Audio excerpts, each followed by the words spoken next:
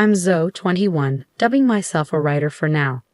With me is my older brother, Mr. Axel Reyes, age 30, navigating the corporate world post-college.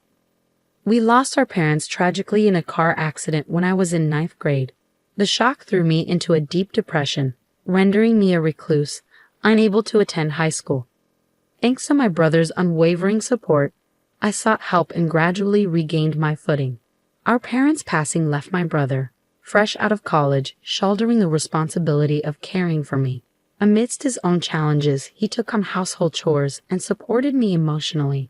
Slowly, I emerged from my isolation, starting with small tasks like tidying my room, eventually reclaiming a semblance of normalcy with my brother's guidance.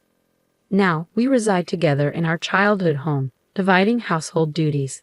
Given my work-from-home status, I handle meal preparation and grocery shopping, relishing the occasional outing for supplies. Cooking has become a source of joy. I excel at concocting dishes from recipes discovered online during my hermit days. My brother, akin to a parent figure since our loss, embodies a blend of kindness and discipline. His dedication to education paved the way for a successful career, culminating in a leadership role at a prominent company. Over time, he blossomed socially, culminating in a relationship with Miss Nora Reyes, his now fiancée. When my brother introduced Nora to me, her elegance and warmth immediately resonated. She's a charming office lady at a major food company, a graduate of the same university as my brother. Despite her youthful appearance, her maturity shines through, earning my instant admiration. Nice to meet you, I'm Zoe, the sister. Please take care of my brother, I greeted warmly. Likewise, replied Miss Nora Reyes with a smile. You're such a darling sister. I always wanted a sister, so I'm genuinely thrilled you'll be joining our family, Nora expressed, her smile radiant. Despite her slightly heavy makeup, her warmth was palpable, painting her as a delightful addition to our lives. Curious about me, she inquired, and Axel, my brother, stepped in to field the question. Well, actually, Zoe didn't attend college. When our parents passed away during her ninth grade year, she grappled with mental health issues. It took her some time to overcome, but she's leading a normal life now, Axel explained, his pride in my resilience evident. Surprised, Nora probed further, and I joined in, acknowledging the tumult my illness had caused and expressing heartfelt gratitude for my brother's unwavering support. I understand now, Nora responded, her demeanor shifting slightly. Axel, sensing tension, sought to reassure her, urging her to see beyond appearances. Attempting to lighten the mood, I injected a joke, but Nora's solemn response caught me off guard. In that moment, I sensed there was more beneath the surface of her reaction. As I learned more about Nora's background, it became evident that her family boasted an impressive lineage of academic and professional achievement. Despite the stark differences in our upbringings, I harbored hopes of my brother joining this esteemed family. Amidst wedding preparations and my brother's evident happiness, I lent a hand where I could, finding joy in his joy. Then, one day, my smartphone rang, signaling a potential turning point in our story. Feeling a flutter of nerves, I hesitated before answering the call from an unknown number. But seeing it was displayed, I took the leap. Who is this? I inquired cautiously. Zoe, I'm Nora's mother. Nice to meet you, came the unexpected voice of Nora's mother, who would soon be my mother-in-law. Surprised by the call's source, I braced myself for what might follow. What can I do for you? I asked, my anxiety palpable. Nora's mother broached the topic delicately. I heard from Nora that you didn't attend high school and only graduated from middle school. I swallowed hard, sensing where the conversation might lead. Yes, when my parents died in an accident, I struggled with mental health issues. It took me a long time to fully recover, which is why I couldn't attend high school. Her response was measured yet cutting. I sympathize with your situation, but the fact remains that you only have a middle school education, right? Yes, I confirmed, bracing for what would come next. I have a favor to ask, she continued. Please do not attend Axel and Nora's wedding ceremony. Actually, don't attend at all. I was taken aback by the audacious request, struggling to comprehend its implications. What do you mean? I stammered, trying to make sense of her words. With a blunt sigh, she pressed on. Salon and Nora both graduated from top universities, and my husband and I also graduated from college. Of course, all our relatives have college degrees. You're not very smart, are you? No wonder you only finished middle school." Her words stung, but I listened as she explained further, her tone dripping with superiority. "As I mentioned earlier, our family is made up of elites. Graduating from college is a given, and we hold prestigious jobs like executives at big corporations, doctors, lawyers. These are the kind of impressive people attending the wedding." Slowly, the weight of Nora's mother's words sank in. "So we don't want you, a middle school graduate, at such an event. Actually, we'd rather you not come." I struggled to process her blunt rejection, but I'm the sister of the groom, his only family. I can't just not attend. I protested, a pang of hurt coursing through me. "Please don't come anyway. How could we introduce you, a middle school graduate, to our relatives without feeling embarrassed? Do you understand?" she pressed, her tone cutting. After the call ended, anger mingled with hurt, and I trembled with indignation. It wasn't the first time I faced disdain due to my education level. My parents, too, had harbored similar sentiments, overly concerned with appearances and reputation. Yet, despite their judgment, I never viewed my life as embarrassing. I refused to accept being looked down upon by others. But amidst my frustration, a new conflict emerged. What if my presence at the wedding jeopardized my brother's happiness? Could I bear to see him suffer on my account? Despite the years of support he'd given me, I couldn't bear to be the cause of his distress. In turmoil, I confided in my brother about the situation, fearing his disappointment. To my surprise, his response was unwavering support. "Don't worry, you're my sister, my only family. Feel free to attend my wedding," he reassured me, his words a balm to my wounded pride. "I'll protect you no matter what, but if I cause trouble for you, I don't mind not attending," my brother reassured me, his unwavering support a comforting embrace. "There's no way to cause trouble, Zoe. You're my one and only sister. If I can't protect my sister, what kind of brother would I be?" His words resonated deeply within me, strengthening my resolve. "Thank you, brother," I replied, emboldened by his unwavering faith in me. Encouraged by his words, I decided to attend the wedding. On the day of the wedding, during the family introduction, as my uncle presented me as our family representative, I couldn't miss the disdainful glances from my sister-in-law's parents. My brother, ever perceptive, seemed to notice their attitude. At the reception, the seating arrangements for the families were clear, yet I couldn't help but wonder if a seat had been set aside for me. To my relief, there was one, but as I took my place, I felt the weight of piercing stares upon me. Indeed, my mother-in-law's gaze was particularly intense. Marching over, she confronted me. "Weren't you told not to come? You'd be a disgrace to our family," she accused. "I am his real sister. There's no reason for me not to attend," I asserted firmly, refusing to be belittled. "For a middle school graduate, you sure are insolent," she shot back before walking away, leaving her harsh words lingering in the air. As the bride and groom made their grand entrance, I couldn't help but smile, seeing my brother amidst a different atmosphere. Nora looked resplendent, radiating joy and elegance. Suddenly, my mother-in-law stood up and commandeered the microphone, her voice booming across the room. "Our family has all graduated from college and hold respectable jobs," she declared, her words echoing through the hall. "I believe that Axel is a suitable person for our family, but there is one issue." She paused, gathering her thoughts before continuing. "It is his middle school graduate sister. She is an incredibly embarrassing presence in our family. We would like to ask the groom to sever ties with her. If you can't, we cannot allow this marriage."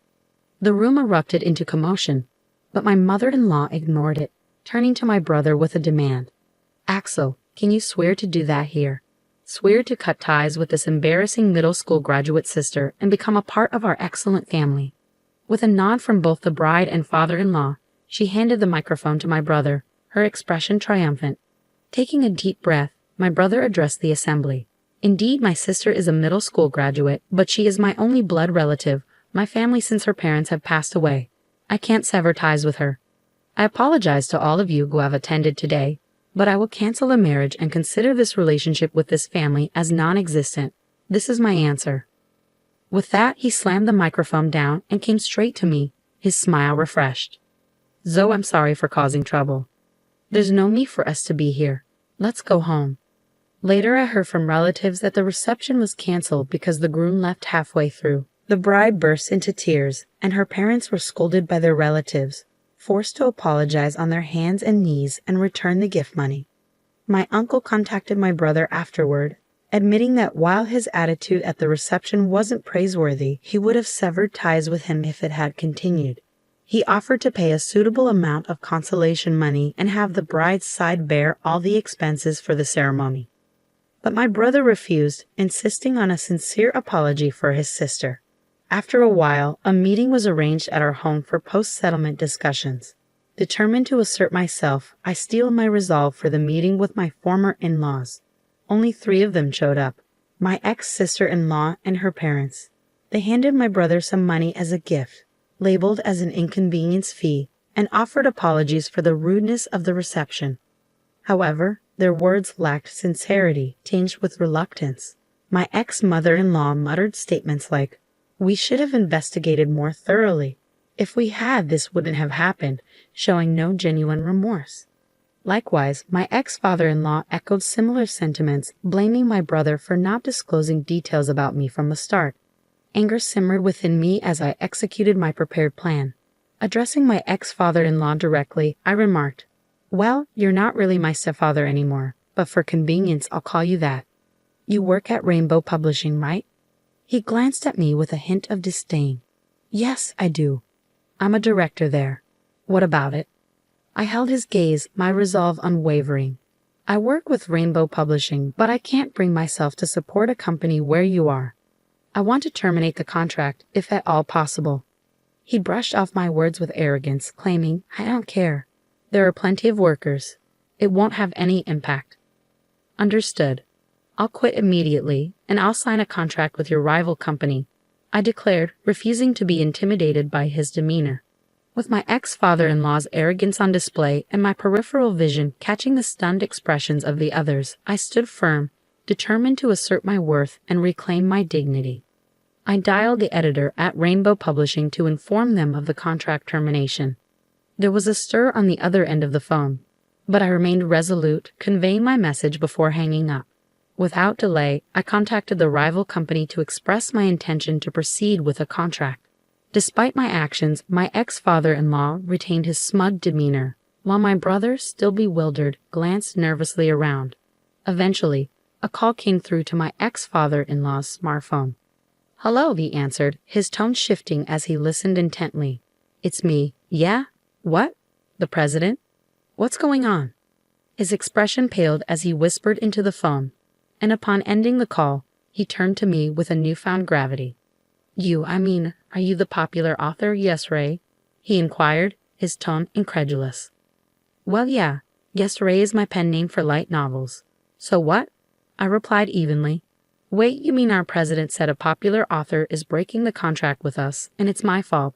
He realized, his tone shifting to one of realization. "I simply asked you if it was okay to terminate the contract, and he said it didn't matter. That's all there is to it," I explained, holding my ground.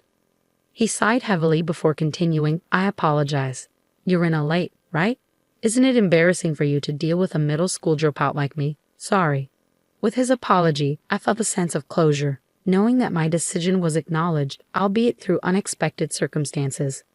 "I apologize, but can you reconsider terminating the contract?" my father-in-law pleaded, his tone marked by an unexpected humility. Curious about his sudden change in attitude, my ex-sister-in-law interjected, "Why would you be so humble to her? You're a middle school dropout after all." Frustrated, I snapped back, "Idiots. You're our publishing house's top author. If you leave, the damage to our company would be enormous. The president told me to take responsibility. At this rate, I'll be demoted." "What? Really? You?" "If that happens, it'll be too embarrassing to associate with the relatives." "Please do something," my ex-sister-in-law and her parents pleaded, their confusion and desperation evident. "Please, can you reconsider?" they implored, their voices tinged with desperation. "It's impossible. The matter is settled, so please leave," I asserted firmly, my brother standing by my side in solidarity.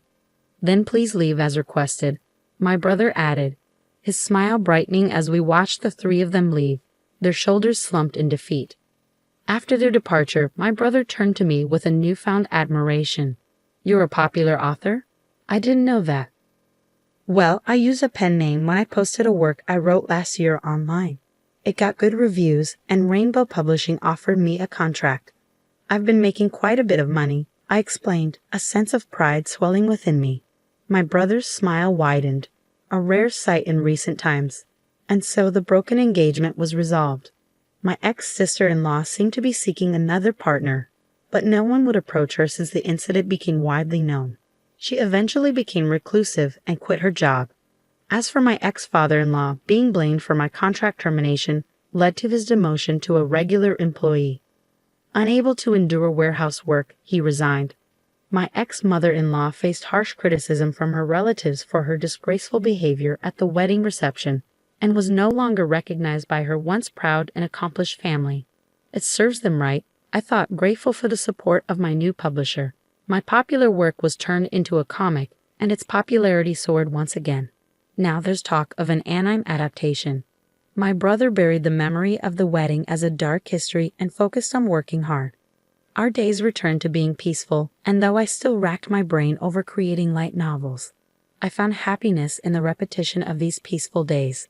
I planned to go on a trip with my brother, taking our late parents' house with us, preserving their memory and cherishing the peace we found together.